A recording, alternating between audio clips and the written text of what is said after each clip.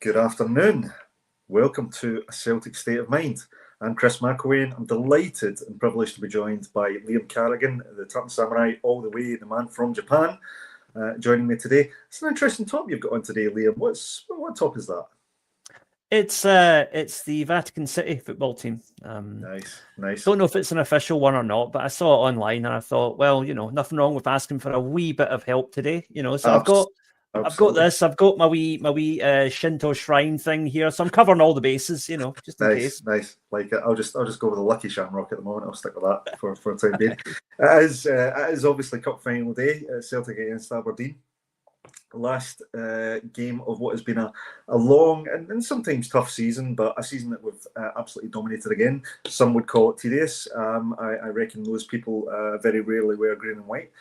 Probably don't even have green clothes pegs. But for us, Liam, it's another season where we have dominated, and I think dominated is the right word. Domestically, we've made progress in Europe, and we look to cap it off today with, hopefully, without taking anything for granted, with our 6th treble in 9 seasons. And the man at the helm to do it, Brendan Rodgers, well, he's got not a bad wee record in producing trebles at this football club. So feeling confident. How are you feeling ahead of the match? We can't be too confident though, because Aberdeen are they're no Queen's Park, but they are pretty good, so we've got to be careful. I mean, I'm glad we're not coming up against Queen's Park. That's a bit tough match. No, good stuff. Well, we do have the team. Let's see who Brendan has picked to get the job done today. If anyone's wondering where Paul John is at Barra's Art and Design today. I've been told that the atmosphere is mental, but in a good way. Both in and out, and everybody's in good fettle and anticipating a great match. But let's take a look at the lineup for today, Liam. So, pretty familiar looking lineup today, but a couple of maybe minor talking points.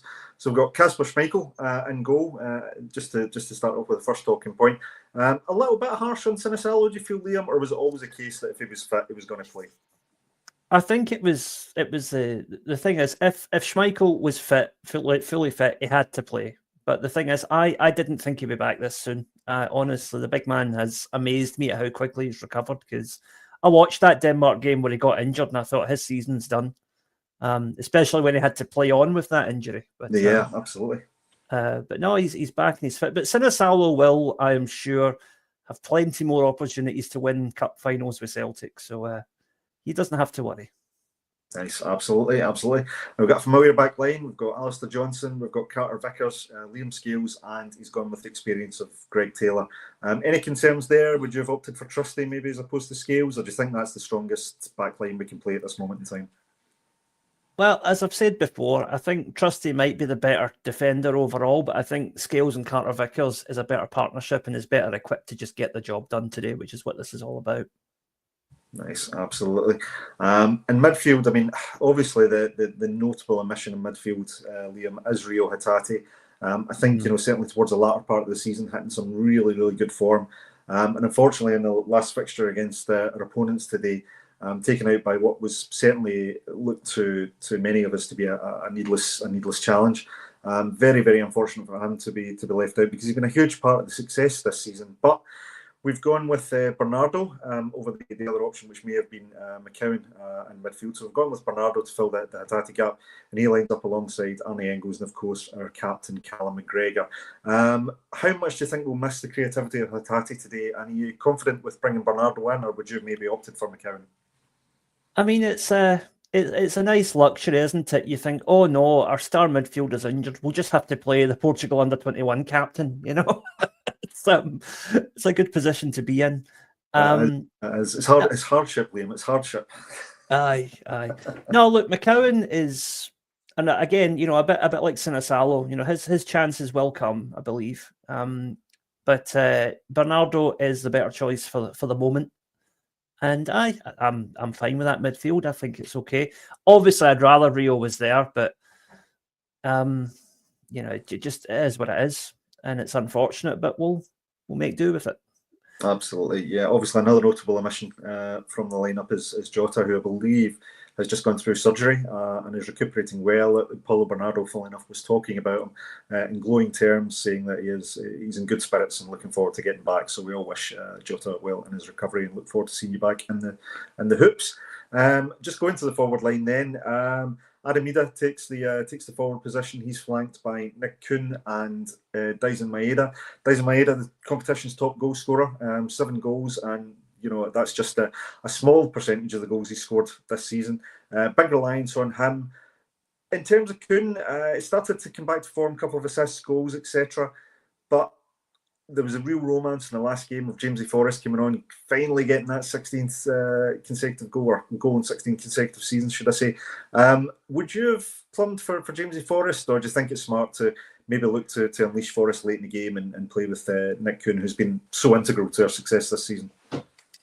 Well, one of the big criticisms of Kuhn is that he only, people say he only does it on the big games. Well, a cup finals are big games. So hopefully today is a day where he's going to step up and do it. Yep. And I think Forrest showed last week that he's probably better utilised as an impact player.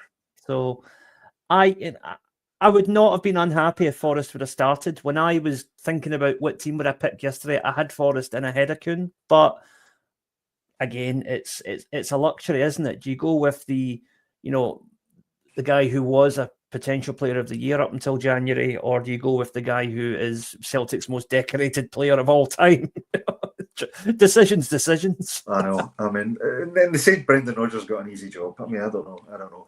Obviously, we've got Aramida up front today, which means that Dyson plays out in the wing. Now, we know from what we've seen of Dyson this season, he can score from the wing, he can play up front. There's the opportunity to alternate if we need to. We've got options on the bench, which we'll just run through at the moment. So the bench does look like Sinisalo, Trusty, Yang, McCowan, Schlupp, Kenny, who scored his first goal recently as well. Great to see. Jamesy Forrest, the aforementioned living legend that is Jamesy Forrest, and of course Paul John's favourite player, Tony Ralston, who we know can come in and do a capable job as well. It's probably the strongest bench we can play or we can pick at the moment. And what's quite interesting is the last few fixtures against Aberdeen, it's been 5-1 away, 5-1 at home, and back in December it was a hard fought 1-0. For us, I think at that time Aberdeen were still, having quite a strong season at that point. They do seem to have dropped off a little bit. But what was interesting about those last fixtures against Aberdeen, particularly the last game, is we did play a lot of the players who are on the bench today, and they came in and they did an admirable job. So even though you would consider the starting lineup to be probably the right pick, it's good to know that we've got capable players on the bench, and players like Yang, as we said, could come in and allow. If he does maybe not getting as much, if he's maybe not getting as much space, is not able to influence the game to his liking, the manager does have the option to maybe put Dyson in there, bring Yang on, who's got that creativity. McCowan's come in, showing a bit of guile recently, some good assists as well. And as much as he's been a little bit derided for his performances recently, we know Schlupp is a seasoned pro and might be a good player to come in to help manage the game. How do you see the game playing out today? And how important is it we get off to a good, strong start? I think it's crucial. Any time when Celtic have struggled this season in any game that we haven't won, it's been because we were sluggish at the start and got caught cold. Can't let that happen today, especially because Aberdeen we saw how physical they were last time we played them. They're going with a back 5 today, so they're clearly just going to try and play for penalties, and we need to crack them as quickly as possible. Absolutely. It's going to bring in a few comments here. Let's go with the Kurgan first. There's a player, and Kuhn just needs to bring it out. I would agree with that. I think we've given Nick Kuhn praise in abundance this season. When you do that, you have to balance it up. When he's not maybe performing to the level that he set, the standard that he set earlier in the season, then of course we spoke about that as well. I think Liam, he started to look more like his old self in the last couple of games. Some good play. He looked a little bit desperate to get a goal at times. Sometimes I thought maybe his decision making wasn't great. But again, with the goal he scored, with the assist, he's slowly starting to come back to the player we recognise. And despite all the rumours that he might be off in the summer, has been linked with other clubs, which I think is inevitable anyway when you've got a good player. He could play a big part today, couldn't he? Yeah, absolutely. Absolutely. I think it's as one of our commenters is just saying, it's a big day for Kuhn and a big day for Engels today. I think they both have had their doubters throughout the season, and I think now is a perfect game for them both to just step up and show who they are. And Adam Ida's another one. I rate all three of them very highly, but I know there are plenty of fans out there who have issues with them. So today would be a great day for all three of them to step up and just silence the critics. Yeah, absolutely. Let's bring Smell the Glove in, if I can get this thing to work. There we go. Welcome to the channel. Mon Hoops, playing a back five, already focused on penalties. I would like to think we can get this done in 90 minutes, but I think that's maybe indicative of how dominant we've been against Aberdeen in recent matches. So, hopefully, it doesn't... penalties are not required and we actually get this done in the 90 minutes. Love it, Scouts. I think I pronounced that right. Love it, Scouts. Come in to say Forrest is better coming on as a sub. I think the good thing about Jamesy Forrest is he doesn't have that electric pace that he had in years gone by. But I had the privilege of speaking to him recently, and he talked about how he's adapted his game and he's trying to utilise the characteristics and the attributes that he still has. And what I've seen over certainly the latter part of last season and when he's come in this season, is he's using that game intelligence. I think his use of the ball is a lot better than it used to be. It's not so much about the driving runs, but he's got that guile and he's got that ability to, I think, bring the players into the game around him.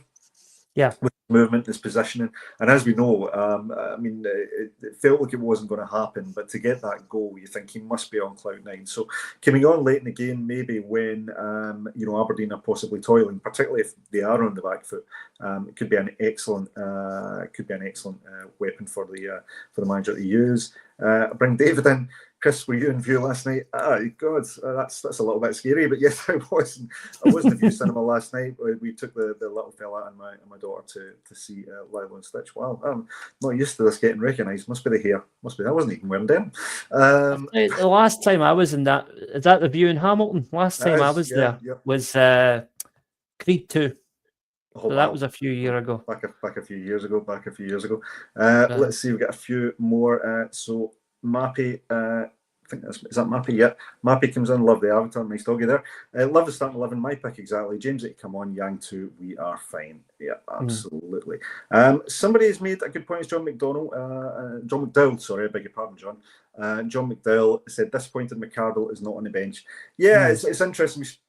We've spoken a lot about young McCardle, but there must be such pressure on the manager today to try and complete this, this treble today. And as much as you'd love to give young McCardle, who's looked great in the fleeting appearances we've seen him, Liam, you'd love to give him some experience off the bench. But I think at the same time, the manager's got to be pragmatic with this game. I think and we hope McCardle's time will come. So fingers crossed.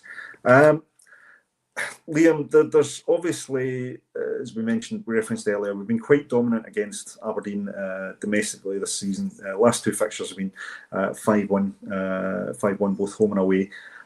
We've got enough about us to do a bit of damage, but what we have seen at periods this season is there's been a little bit of a drop-off in performance. Sometimes it looks as though things aren't quite clicking.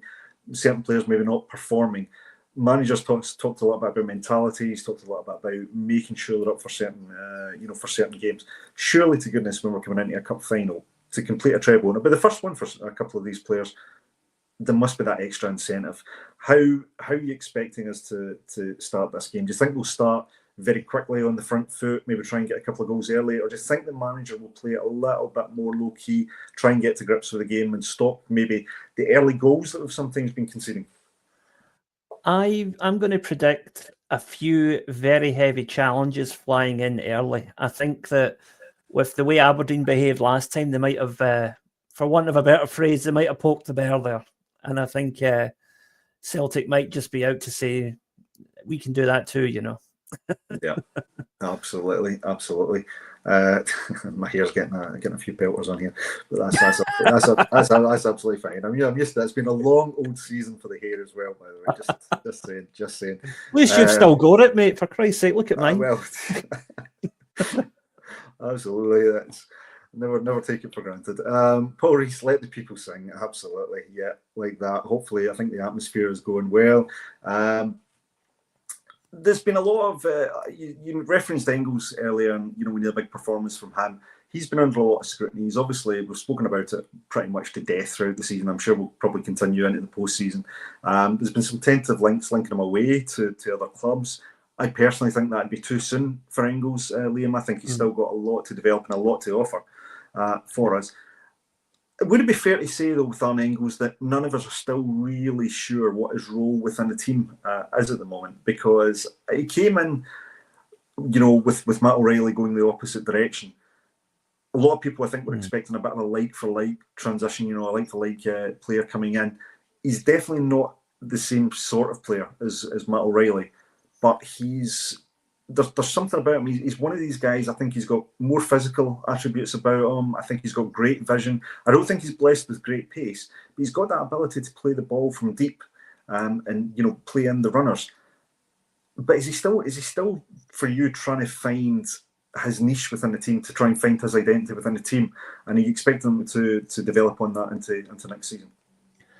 Yeah, I mean, I would agree with that, because I think the other aspect to that is that he was coming from a team where he was the star player, and despite the fact that he is a record signing, he's not the star player in the Celtic team. He's part of a wider unit, and to use a pretty basic example, remember when you were in primary school and you suddenly went up to high school, right? And you go from being the top dog to being nobody, right? I don't think I was ever the top dog. that's kind of what Engels has had to go through, right? Yeah. He's gone from being the king of the castle to being a junior again. Yeah. And someone who's had to earn the respect that he already had at his previous club. And finding his role within the team is part of that. But I think it's also just a case of him getting comfortable with being a Celtic player.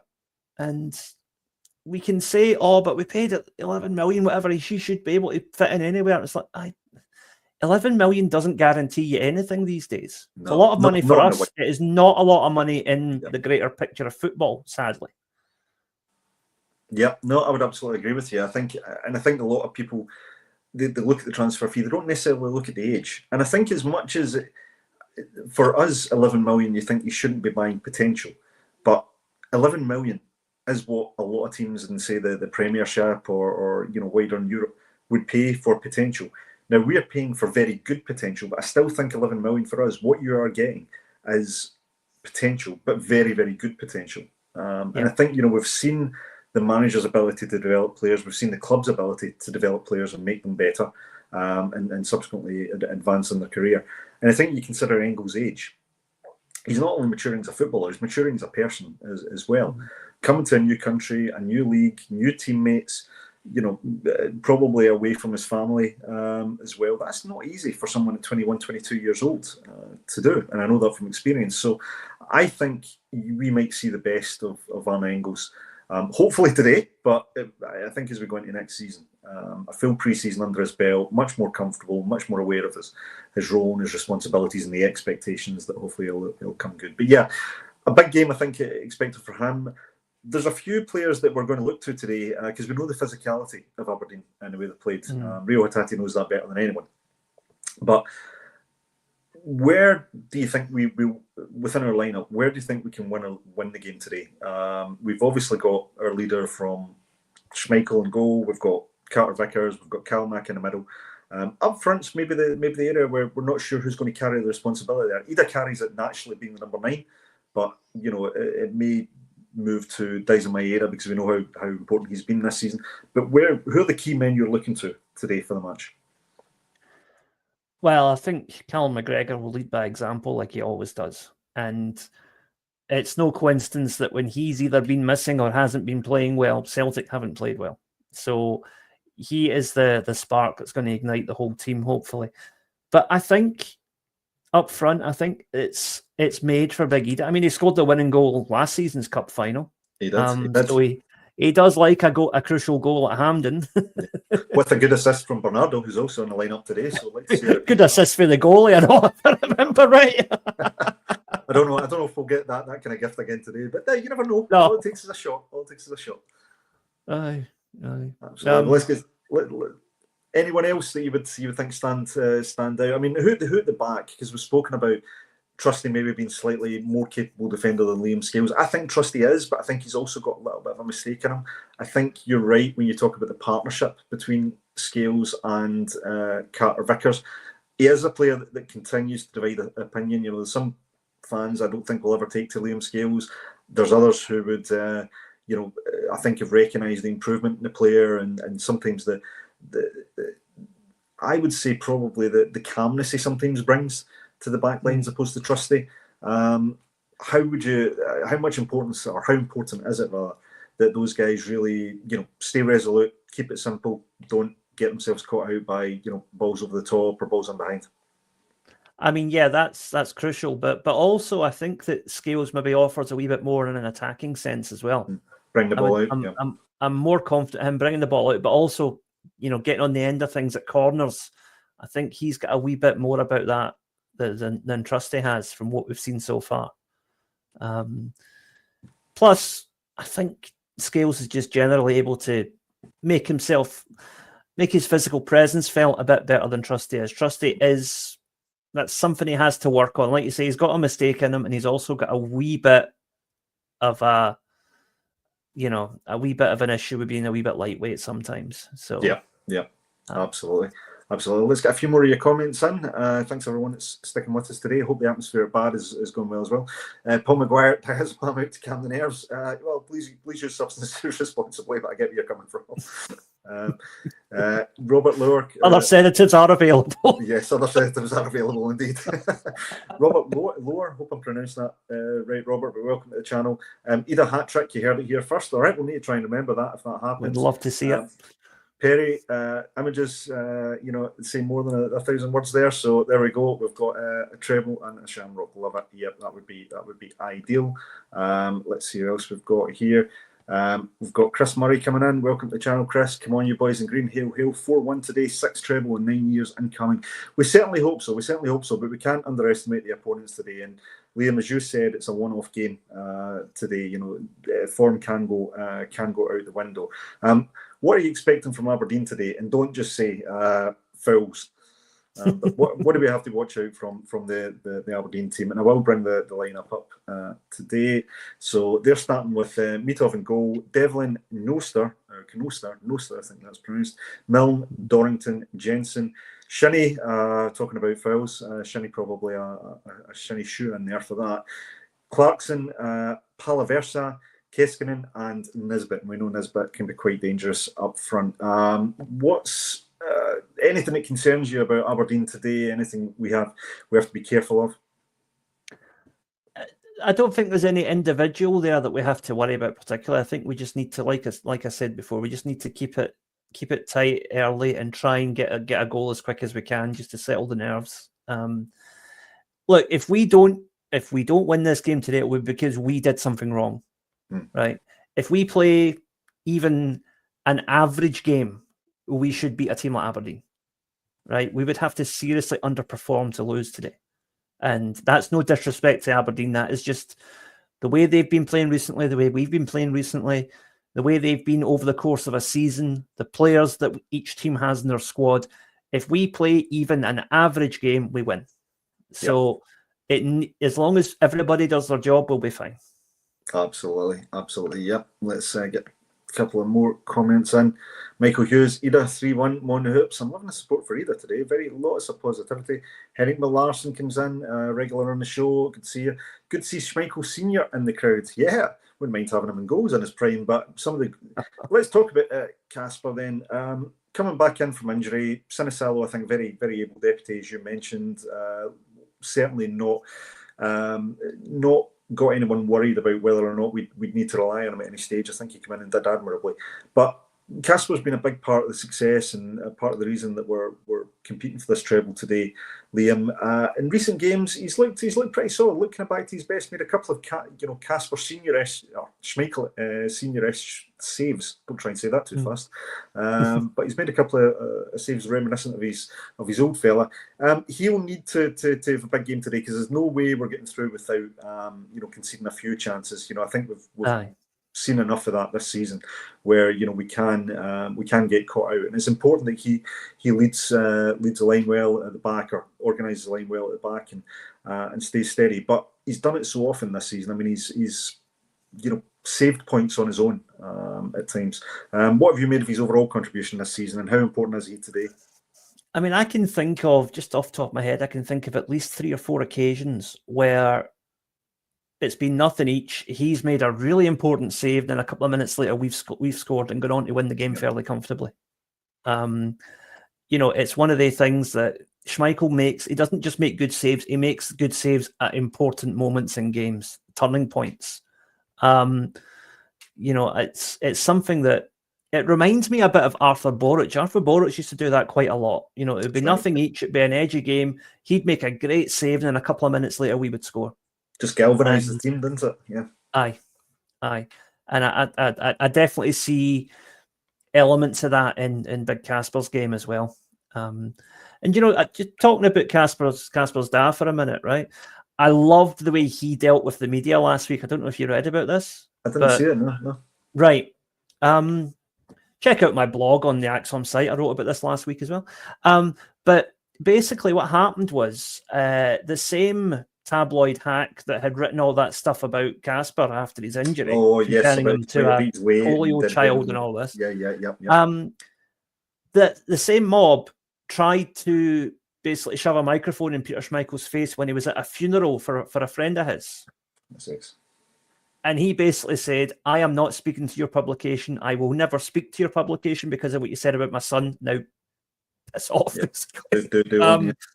And I thought, if only we could treat our own media like that when they start giving our players nonsense, I wish the Celtic media team would stick up for players as well as their dads do, Absolutely. No, good on Peter for doing that, because the comments that came from that particular, I don't even want to call it I'll just call it a tabloid rag, as it was, were absolutely terrible, and should never ever, nothing should ever be given as personal as that. I thought it was terrible. We're getting very close. I can see the teams in the tunnel. Atmosphere looks pretty good at Hampden. Unfortunately, we don't have Hampden in the sun so much here in Glasgow. It's a little bit grey, but hopefully a little bit of green light will shine through by full time. Let's get a few of your comments coming in. So Paul McGuire, if I can get it come up. Enjoy the game, everyone. Hail, hail. Yep, absolutely. Same with Henrik McLarson. Enjoy the game. Eddie quickly comes in, makes a point. Don Robertson's a terrible ref. I mean, it could have been drawn out of a hat, and I think we can make the same observation the way we've seen certain decisions go this season. We don't want ref decisions to play too big a part today, Liam, do we? We don't want to have to see too many VAR decisions. We want the game to be a nice, comfortable victory, a little bit of a statement win. None of this close game for the sake of having a close game. I want to see us go out there and actually get a few goals, put this to bed, and then enjoy the rest of the game and relative comfort. But what we don't want to do is give the referee any decisions to make. So discipline will be key today as well, won't it? Mm-hmm. Yeah. I mean, asking which referee do you want? It's like, would you like syphilis or gonorrhea? That's what it is basically, right? I mean, that's the choice you've got, and I don't rate any of them. And I think, like you say, we have to win in spite of the referee, not because we've had any help from the referee. So hopefully it's not an issue. Absolutely. Well, listen, thank you very much indeed, everybody that has joined myself and Liam on the pre-match. We will be back at half-time, hopefully celebrating at least what looks like a positive performance, even if we've not got the result quite over the line. As I say, 90 minutes, we want to get the job done. Let's go and support the boys. Hope everybody enjoys the match, wherever you're watching it. Please also stay safe, both during and beyond the match as well. And join us again at half-time on A Celtic State of Mind. On the Hoops. On the Hoops.